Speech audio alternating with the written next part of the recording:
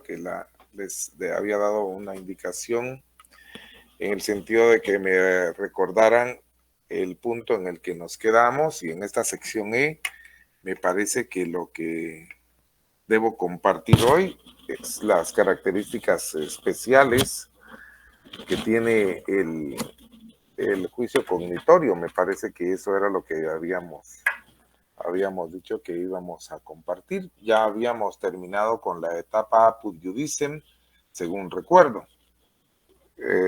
¿Cómo ven ustedes eso? ¿Así fue que nos quedamos?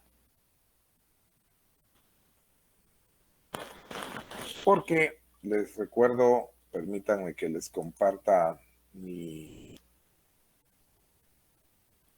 les voy a compartir. Vamos a ver las características del proceso cognitorio, que son estas, las principales. Y para las partes de la fórmula, que creo que también habíamos dicho que se las voy a mandar por, eso sí ya lo habíamos visto. Y solo los repasos que tengo aquí. En cuanto a la etapa apud iudicem, sí ya quedamos claros que termina con la sentencia. Aquí está, también la vamos a ver de una vez para prepararnos para el examen. Como fíjense que ahorita en realidad en contenidos no vamos a avanzar más. Lo que yo me comprometía a enviarles fue la información relativa a las fórmulas, las partes de las fórmulas que son la intentio, y que dentro de la intentio está la demonstratio, o la condenatio, y que dentro de la condenatio está también la adjudicatio, y luego que hay otras partes accidentales de las fórmulas, como hemos visto, pero yo se las voy a pasar todas. Eso de las fórmulas, sí se las voy a pasar en texto, es lo que les había ofrecido. Aquí nosotros tenemos para hoy, les voy a compartir mi pantalla. Yo lo que quiero estar seguro es de que con respecto al juicio privado, que es lo que vamos a tener, el juicio privado, no tengamos ya ninguna, digamos, cosa pendiente, porque del juicio privado, la parte final del juicio privado es esta que nosotros vemos, y que es la etapa apud iudicem. Con esa etapa apud iudicem termina el juicio privado, y esto es lo que me parece que el último día pudimos estudiar allá con ustedes. Pasamos haciendo un repaso de esto. Luego dijimos que había digamos, en la etapa apud iudicem, ya para empezar, se iniciaba con vamos a ver, los principios. Todo esto sí lo vimos, ¿verdad, compañeros? Porque yo lo que quisiera es ya no avanzar en el curso, sino repasar la parte final de la etapa apud iudicem, porque todo esto de las pruebas sí me recuerdo que lo compartimos.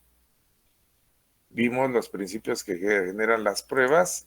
Vimos, por ejemplo, que el principio que limita, la limitación que tenía el juez, que es el principio dispositivo, ¿verdad? Que es la que regía en el procedimiento ordinario. El procedimiento ordinario es el procedimiento formulario. Esta regla de admisión de las pruebas que limita el arbitrio del juez se llama principio dispositivo. Me acuerdo que se lo señalé para decirles que en el juicio formulario el juez no puede estar investigando ni pidiendo nuevas pruebas. Él se limita únicamente a recibir y a valorar las pruebas que ofrecieron las partes. Entonces, esa característica es propia del juicio formulario en cuanto a los principios que rigen las pruebas. Este principio se llama así, dispositivo. porque limita al juez en cuanto a qué pruebas, en cuanto a las pruebas, solamente a conocer las que las partes les ofrecieron. Luego les expliqué que ya posteriormente, fijaos bien, posteriormente en el procedimiento cognitorio va a venir un nuevo principio, otra regla. Esa regla va a ser la del principio dispositivo. Ese es propio, como te digo, del formulario. Y entonces, del procedimiento cognitorio. Y entonces, conforme a esta regla del principio inquisitivo, el juez sí puede, mira, el juez puede inquirir por más pruebas distintas a las que no se conforma, quiere decir con la que las partes le ofrecieron. Esto me acuerdo que fue lo que estuvimos diciendo en la última clase, es que cómo se compensa la limitación que tiene el juez en el procedimiento en cuanto a las pruebas. Permítanme una cuestión, mis queridos amigos.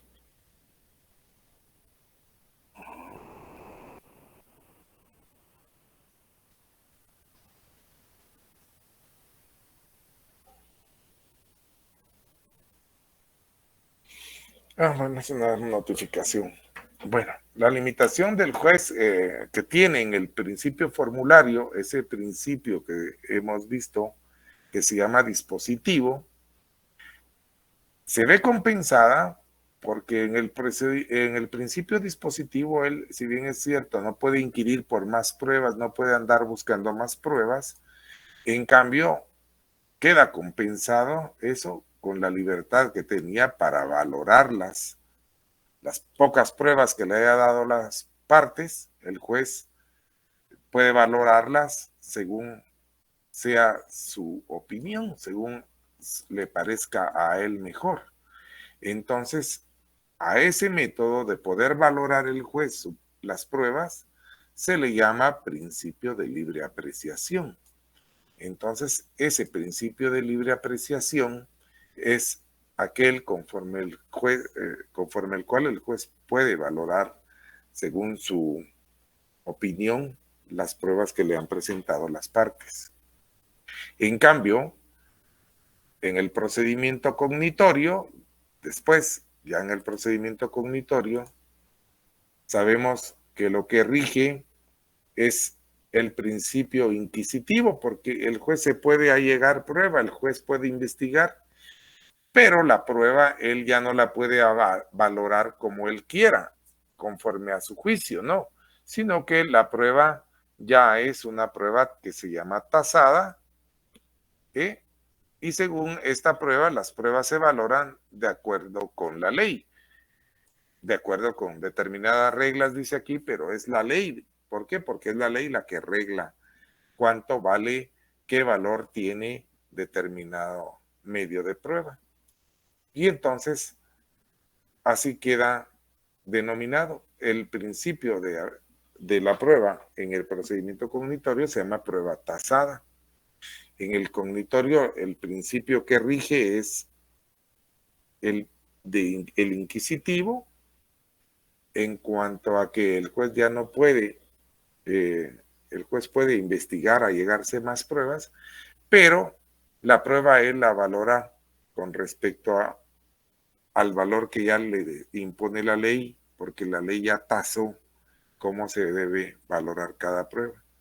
Como esta que dice aquí, ¿verdad? Que el documento público tiene más valor que un documento privado, y de esto creo que sí hablamos allá en los momentos de la prueba. Dijimos que el ofrecimiento de la prueba,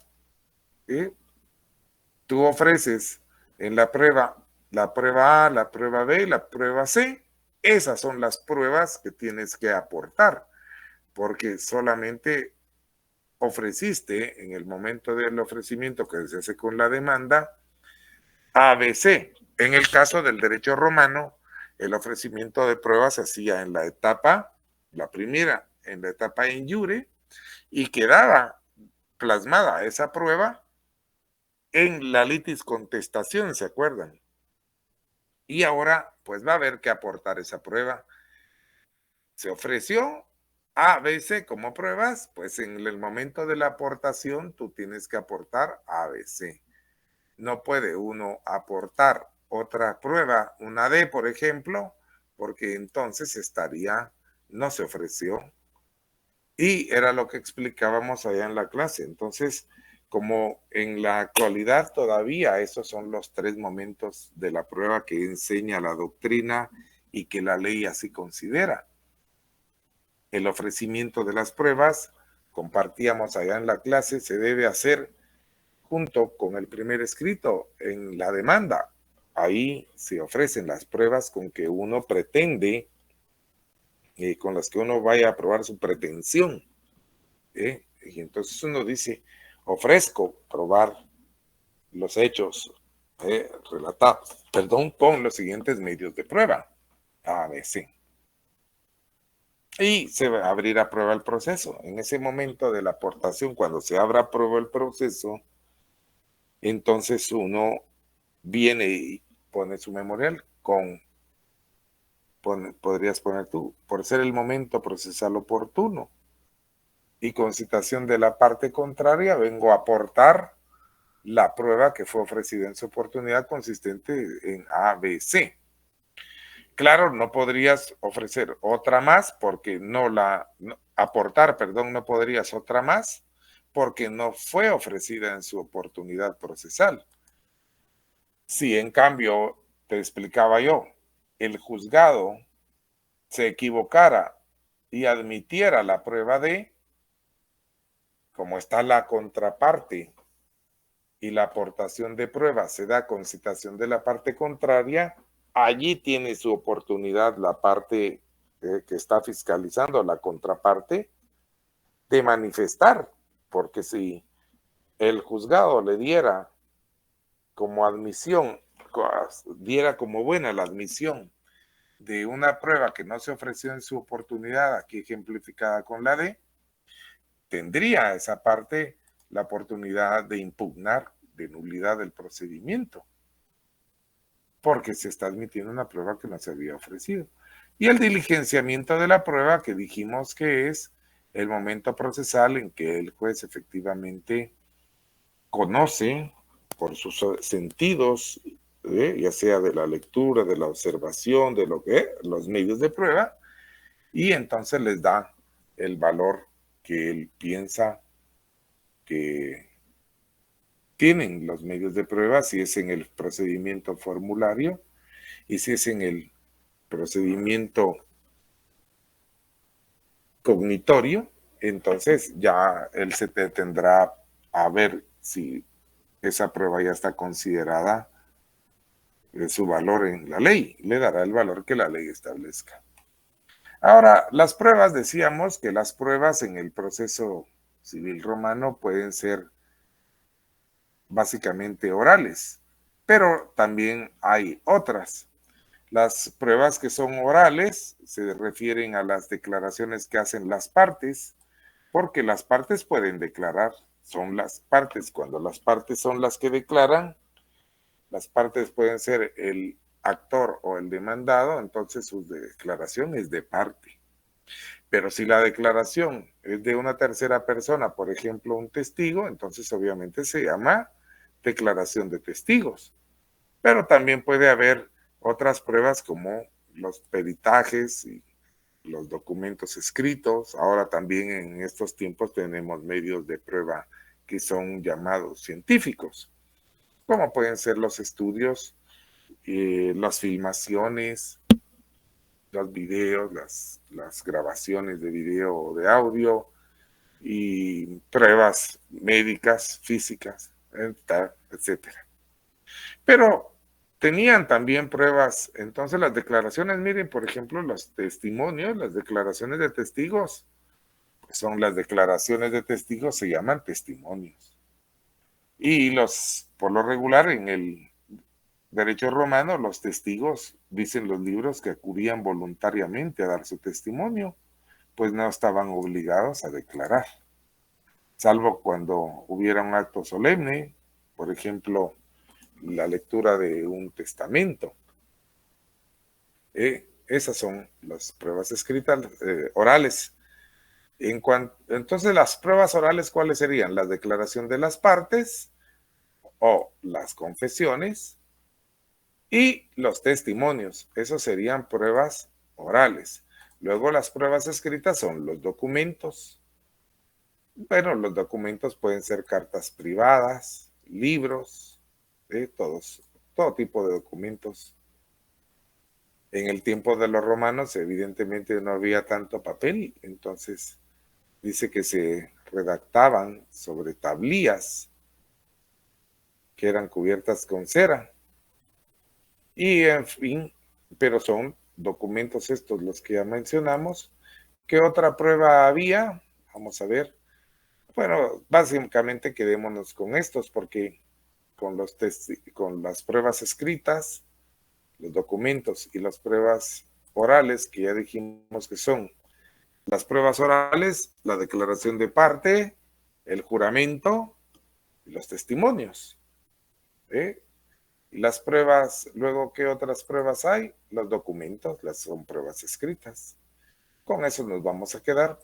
Ahora, la sentencia, ya dijimos que la sentencia es la decisión que declara el juez acerca de la cuestión planteada en la fórmula, porque aquí estamos en el procedimiento formulario. Y, bueno, una vez que haya él ya recibido y valorado las pruebas, está él ya conocido si las partes pudieron o no pudieron probar sus respectivas posiciones. El actor deberá probar su pretensión y el demandado su excepción. Entonces, si concluye que el actor probó su pretensión, que es la que está incluida en la intentio de la fórmula, en la intentio de la fórmula está incluida la pretensión, que es la hipótesis que tiene la fórmula. Entonces condena al demandado. Pero si en cambio concluyó que no probó, entonces el demandado probó su excepción, entonces lo va a absolver, porque el demandado debe probar también, que debe probar su excepción.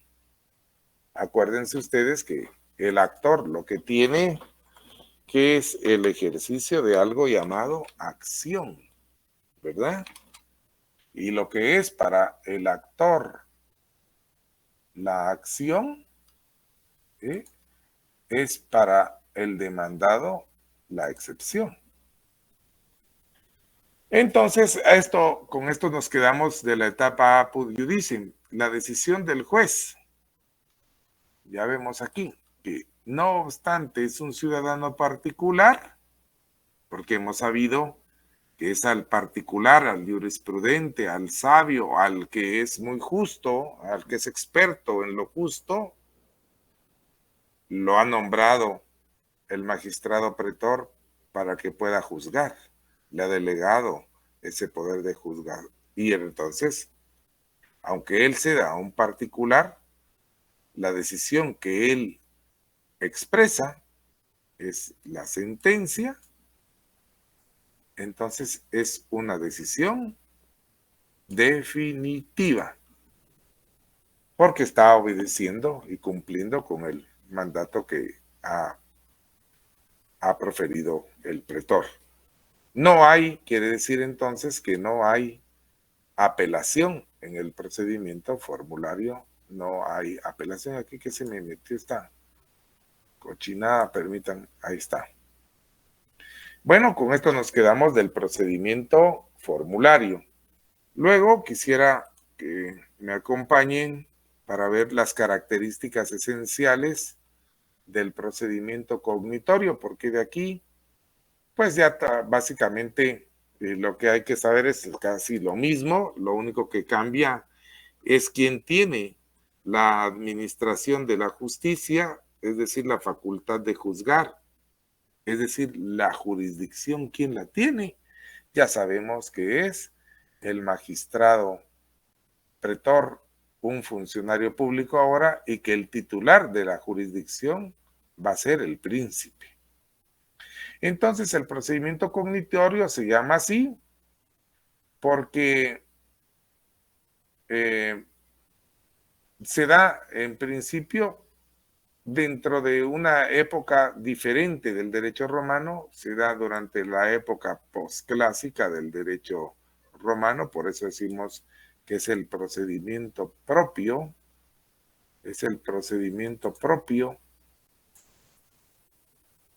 ahí está, del derecho romano, ¿qué dice aquí? Posclásico. Y entonces se llama así porque es un juez que ya no es un particular, sino un funcionario público.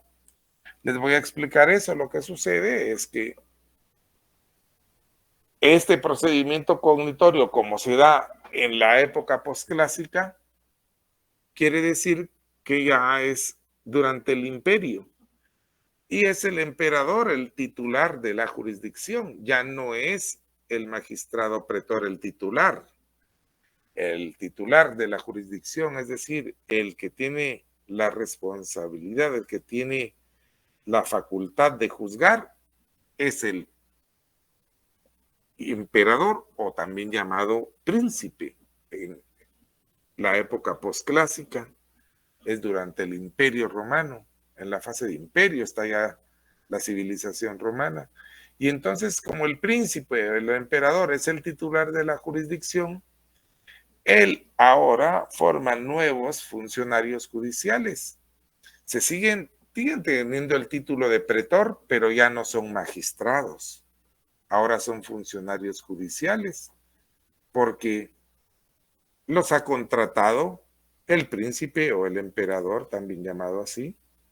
Y entonces estos dejan de ser magistrados y se convierten en funcionarios judiciales, que el príncipe titular de la jurisdicción les delega su función de juzgar para que conozcan ya como funcionarios judiciales, ya como funcionarios públicos, ya no son más jurisprudentes porque ahora los nombra el magistrado, el emperador, perdón, para que ellos ejerzan su función como jueces. Les tienen el título de pretores, pero ya no son magistrados, sino funcionarios judiciales. Eso es lo que pasa en el procedimiento cognitorio propio del derecho romano posclásico. Al principio de la época del imperio, se dice que el pretor conocía el príncipe conocía de todo. Fíjense cómo se originó todo en este procedimiento cognitorio. Se inicia desde tiempos de Augusto y se le conoce como un procedimiento extraordinario, porque al principio así se denominó, ya que el procedimiento ordinario en épocas antes de Augusto era el formulario, era llamado procedimiento ordinario. Pero cuando asumió Augusto, en el siglo I, se conocía como un procedimiento extraordinario. ¿Y por qué se implementó? Para poder conocer juicios, litigios que no tenían una protección adecuada en el procedimiento que dice aquí, ordinario, pero ese procedimiento ordinario ya sabemos nosotros que es igual a decir formulario. El procedimiento ordinario era el formulario. Entonces, por eso se llamó al principio extraordinario, como por ejemplo las reclamaciones de fideicomisos y cosas así, los honorarios, servicios profesionales, las tutelas, todo eso no tenía una protección debida y entonces a partir del siglo I surge como un procedimiento extraordinario para poderlas conocer. ¿Qué pasa? Que se desplaza paulatinamente el procedimiento ordinario, que ya dijimos, otra vez lo voy a poner aquí, que el procedimiento ordinario es equivalente a decir el procedimiento formulario. ¿verdad? Hasta que se sustituye totalmente. Ahora, como esto es lo que te decía, surgen nuevos funcionarios judiciales porque el príncipe, que es el titular de la jurisdicción, les delega a a algunas personas, digámoslo así para no confundirnos, la facultad de ser jueces. ¿Eh? Y ellos, los jueces estos funcionarios, pueden aún delegar en otros jueces más pequeños. Y entonces así es como empieza a conformarse este procedimiento cognitorio. Aquí hay unos ejemplos de los nuevos funcionarios judiciales. Por ejemplo, fíjate el título que tenían, prefecto del pretorio. Prefecto del pretorio se llamó este nuevo funcionario. ¿Y qué pasaba con él? Bueno, que él conocía, dice aquí, que este nuevo funcionario judicial actuaba en el lugar del príncipe para conocer de apelaciones de sentencias dictadas en cualquier parte del imperio. Lo que sucedió fue que el príncipe en verdad se arroga todas las facultades del Estado. Él administra el Estado, él tiene la facultad de legislar y él tiene también ahora la facultad de juzgar, es decir, la jurisdicción.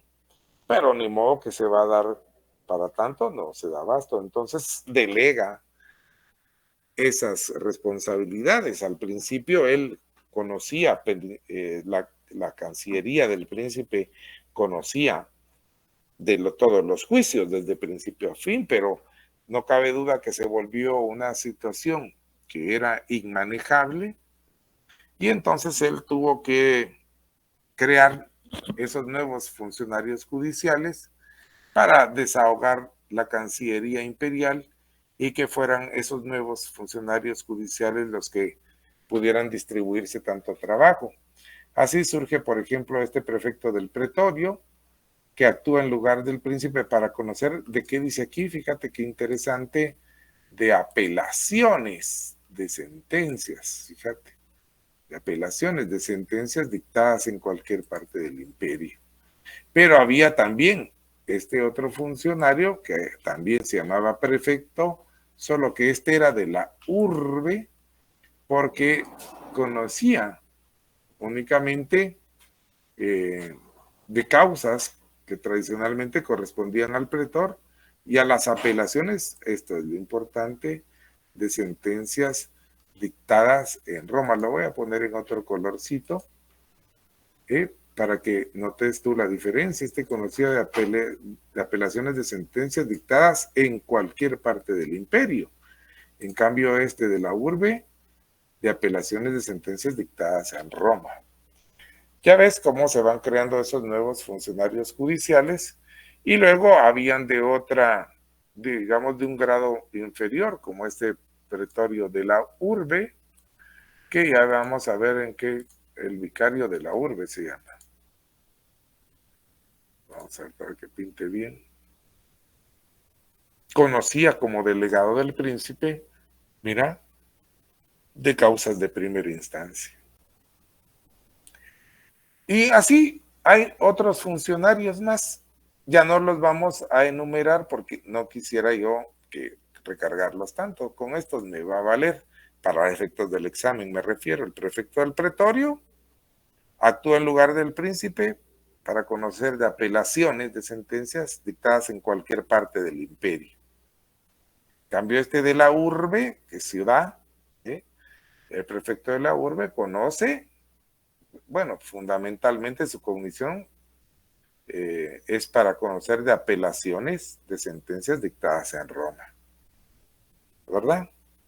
Eso. Y por último, el vicario de la urbe que conoce como delegado del príncipe en causas de primera instancia. Date cuenta que ahora ya hay una primera instancia porque es él el que conoce al principio y luego hay revisiones, ¿no? Porque aquí esto dice apelación de sentencias dictadas en Roma.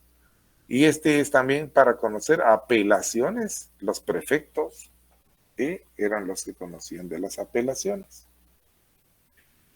Bueno, esta es lo que pasa. los titulares de la jurisdicción son los prefectos del pretor. Ya vimos 2 ejemplos de esos, ¿verdad? Los prefectos del pretor son titulares en cada una de las diócesis. Y sí, esta es una distribución que no se las quiero yo preguntar para efectos del examen. No, dejémoslo pasar, por favor, y miremos en cambio esto, la jurisdicción del príncipe. El príncipe es igual a decir el emperador. Entonces, como primer titular de la jurisdicción, el príncipe podía ejercer la jurisdicción directamente. Esto te lo he contado antes, que el príncipe originalmente conocía en primera instancia y en apelación también. Pero como todo eso se volvió demasiado grande el imperio y titánica la tarea, hubo que hacer nuevos funcionarios judiciales y dividir la Cancillería imperial. Y entonces después se queda el príncipe conociendo exclusivamente en apelaciones. Por supuesto que no lo hace él solito, sino que tiene su Cancillería imperial para que así se hiciera. Ahora, de que esto era lo que me interesaba enumerar y quisiera que nos saltáramos a estas características que dice aquí, esenciales del procedimiento cognitorio, para tenerlas presentes en el examen. Por ejemplo, aquí el procedimiento cognitorio ya no hay acciones típicas. Ya no hay acciones típicas. Recuerdan que las acciones típicas, decía yo que cuando algo es típico es porque ya está taxativamente relacionado en la ley, dispuesto en la ley, ya existe en la ley una nominación. Así pasaba con las acciones típicas. Ya ves tú que las acciones llevan nombres tales como acción pauliana, acción redivitoria, acción tal. Así tenían sus nombres. En cambio, aquí en el procedimiento cognitorio, ya la acción se considera como un modo general de pedir justicia, que es lo que nosotros, como nosotros ahora lo denominamos. Ahora, efectivamente, las personas, una vez se ven violentadas en cualquier derecho, acuden a la legislación, hasta el órgano jurisdiccional, a cualquier juzgado va, según la materia, y pone su demanda, su denuncia, su acción, plasmada en forma de un memorial dirigido a la judicatura. Y entonces así eso es la acción. Ahora, efectivamente, la acción, nosotros hemos visto que es la facultad que tiene el particular de acudir ante el órgano jurisdiccional para solicitar que se le proteja un derecho. Y ese es el modo, es a lo que se le dice un modo general de pedir justicia. Ya no tiene que elegir el actor, en el caso de los romanos, entre las acciones que estaban en el edicto del pretor. ¿Se acuerdan ustedes de esto? ¿Verdad? Ya no hay que elegir de una acción entre la lista de esa, sino que ya se puede acudir a un funcionario judicial según sea la competencia, ¿verdad? Se elige el juzgado, así se hacía antes también, así se sigue haciendo ahora en los procesos civiles. Ya ves que ahora uno tiene ese modo genérico de pedir acción, lo único es identificar la materia para saber si la materia civil, pues no vas a ir tú a ingresarla a un juzgado de trabajo. Si es una situación de carácter penal, tampoco la vas a meter en un juzgado civil. A eso es a lo que se refiere aquí la situación de que las acciones, pues ahora son una forma general de pedir acción, de pedir justicia, perdón. Muy bien, también entonces uno puede acudir ante el funcionario judicial que esté según su competencia territorial más próximo, y que a uno le parezca mejor según la competencia a promover acción. Entonces estas son, ya no hay acciones típicas, porque la acción es un modo general de pedir justicia. A eso se refiere. Va a desaparecer el edicto del pretor, las acciones que ahí tenían señaladas. ¿Qué otra característica hay esencial aquí en el procedimiento cognitorio? Que el proceso, ya te das cuenta tú, que antes en el proceso de las acciones de la ley y en el procedimiento formulario, el juicio privado era bipartito, ¿verdad? Tenía una parte que se tramitaba ante el magistrado pretor y la otra parte ante un jurisprudente, ante un juez. Pues aquí, en el procedimiento cognitorio, desaparece esa partición, porque ahora conoce desde principio a fin un mismo funcionario judicial, es el que conoce desde principio al fin, y ese es el juez. La solución de los conflictos o jurisdicción se considera como una parte de la administración pública. ¿Qué quiere decir esto? Quiere decir sencillamente que ahora, como es una facultad del Estado conocer, ya no tiene la persona que hacer actuaciones por su responsabilidad.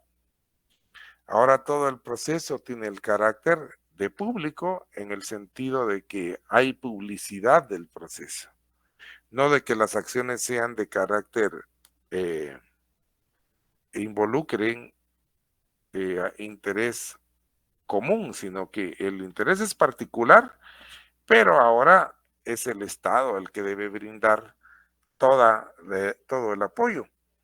Quiere decir que como ahora es la resolución de estos conflictos patrimoniales es una responsabilidad del Estado, el Estado las tiene que dirimir, entonces el proceso se vuelve público. Y desaparece el convenio que hacían las partes para definir la fórmula y el juez, ni modo, como ya no hay bipartición del proceso, ya no hay tampoco necesidad de estar haciendo esas litis contestación y esos paquetes especiales. También la citación del demandado, que te acuerdas tú que en el procedimiento formulario se hacía la citación del demandado bien bravo, porque tenía uno que llegar y con aquel miedito anunciarle la acción que pretendía, ojalá acompañado de una persona que supiera pelear y disparar y todo eso. Porque ahora ya esa citación del demandado se va a hacer oficialmente porque es el Estado el que toma esa responsabilidad y entonces la injus vocatio que hacía el particular para irle a anunciar al demandado las cosas ya queda eliminada. Ahora es el Estado el que debe ir y hacer esa citación a juicio, que es el antecedente aquí de la notificación. Efectivamente es el Estado el que va a poder hacer la comunicación de la acción. Y si no llega el demandado, pues se sigue el procedimiento en su rebeldía. Vamos a ver qué otras características especiales del procedimiento cognitorio, que el trámite deja de ser oral y se vuelve escrito, eso es verdad también. Ya a partir de aquí, todo el procedimiento es básicamente escriturado hasta el día de hoy. Esa es la característica del derecho civil.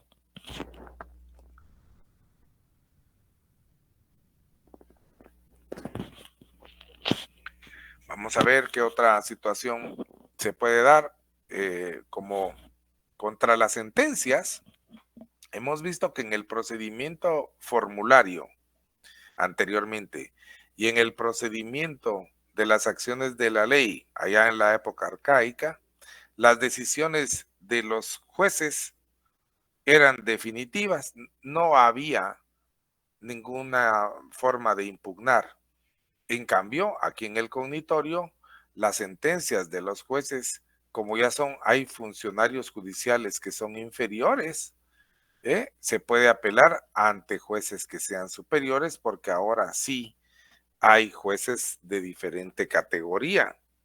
Ya ves que el príncipe mismo conocía antes de todo el proceso, pero después creó esos funcionarios judiciales y él mismo queda el príncipe en una situación de ser el superior del Estado y ante él se puede apelar también. Y por supuesto, él resuelve, no lo va a hacer él personalmente, pero sí a través de una cancillería llamada Cancillería Imperial.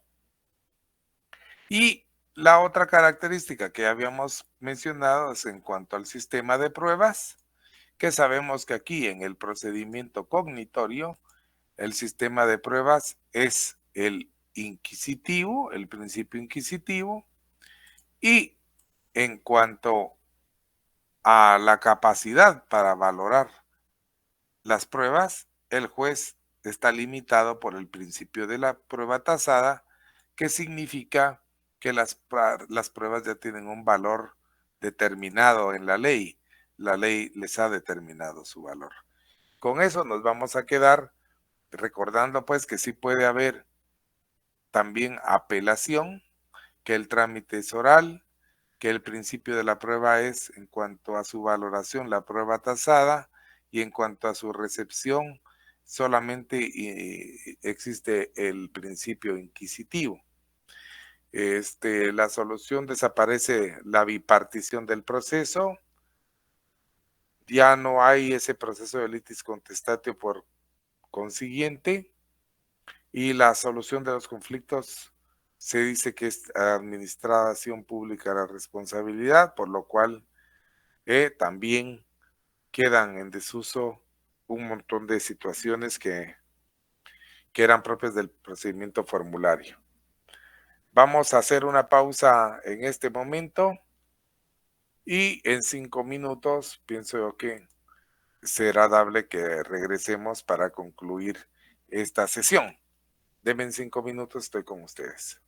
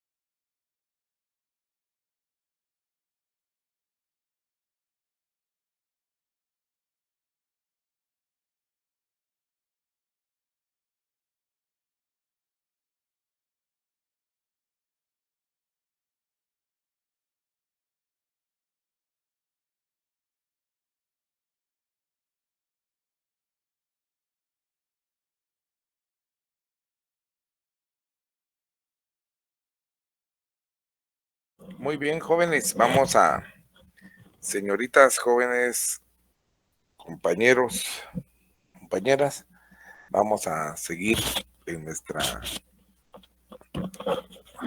sesión de hoy.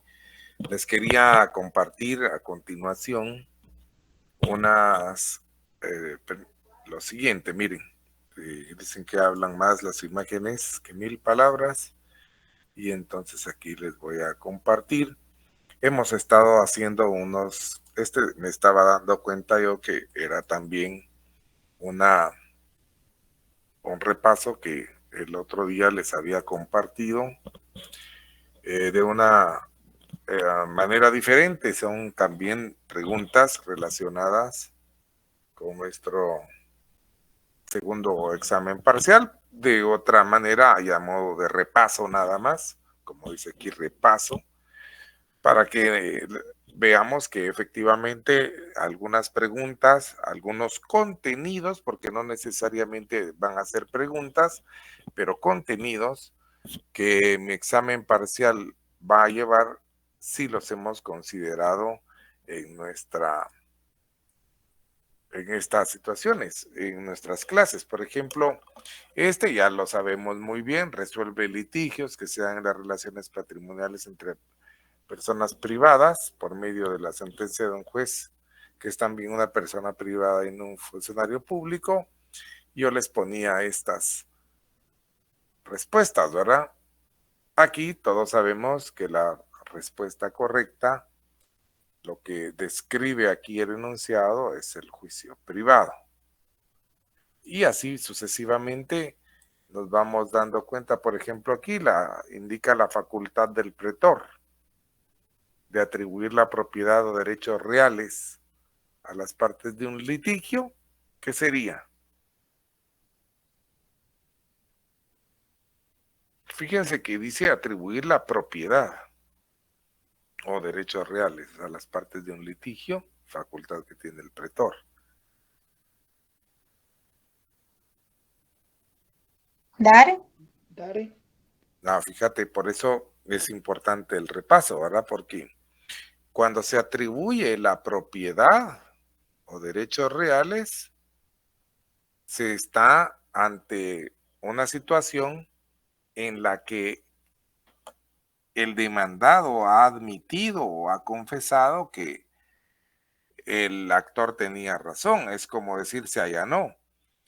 Entonces, como de una vez está atribuyendo la propiedad o derechos reales, no está dando posesión nada más, no está dando una cuestión interina, sino de una vez la propiedad. El decreto es adicere. Adicere se llama, porque está atribuyendo, no se refiere, ustedes decían dare, pero aquí está atribuyendo de una vez la propiedad. Recuerden que en su ocasión vimos que el pretor tiene básicamente y eso lo veíamos desde las acciones de la ley. Decíamos que el pretor tiene la facultad, claro, de concederle al actor que haya acción. Entonces, ahí por eso se dicen dare, porque ese es el decreto. El pretor puede decidir que un planteamiento, una pretensión de un actor tenga una protección jurídica. Entonces dice, pues voy a dar la acción que me están solicitando, porque así se llama, ¿verdad? Cuando le hacen la petición de acción al actor. Entonces él decide si al pretor, él dice, bueno, este actor sí tiene bases tiene acción, entonces da la acción, sería dare. Si en cambio piensa que no, sería el decreto de negare, pero aquí la pregunta, hago énfasis, es que se refiere a la facultad del pretor de atribuir la propiedad o derechos reales a las partes de un litigio. ¿Cuándo da eso él? Cuando se llega a una parte que vimos del juicio privado en la etapa injure. Se recuerda que en la etapa injure el pretor guía a las partes y entonces en la última actividad procesal de la etapa antes de que haya litis contestación, eso lo vimos hasta en un esquema, me acuerdo que había, él les invita a que solucionen sus discrepancias a través de una confesión. Se llaman soluciones extrajudiciales, que pueden ser la confesión, la transacción o, ¿cuál me falta ahí? La confesión, la transacción o el juramento. Confesión, transacción y juramento son soluciones extrajudiciales que el pretor da. Ahora, ejerce sus facultades a través, mediante ese aquí, pero a través de decisiones concretas imperativas que se llaman decretos. Aquí, ¿cuál sería la respuesta correcta?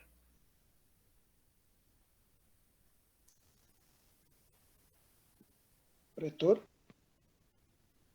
Muy bien. ¿O alguien más que diga otra cosa? Por lo menos dos aquí vamos a hacer como en la radio, si no, no avanzamos. Fíjense que tenemos todavía ya son las 7, jóvenes. El emperador. La respuesta correcta es el pretor, porque él es el que, los pretores, que eran los que funcionaban como, en este caso, para dirimir las cuestiones entre particulares, eran precisamente los que emitían sus decretos, el derecho honorario y todo eso, es el pretor. Y constituye el acto por medio del cual se pone fin a la etapa in iure.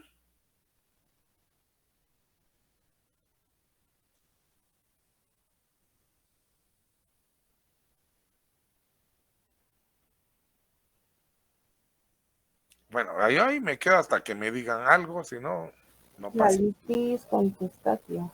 Muy bien, la litis contestación. Bueno, otro medio que tiene el pretor para llevar a buen término el proceso es exigir a las partes que se obliguen entre sí a través de garantías o promesas para prevenir perjuicios eventuales.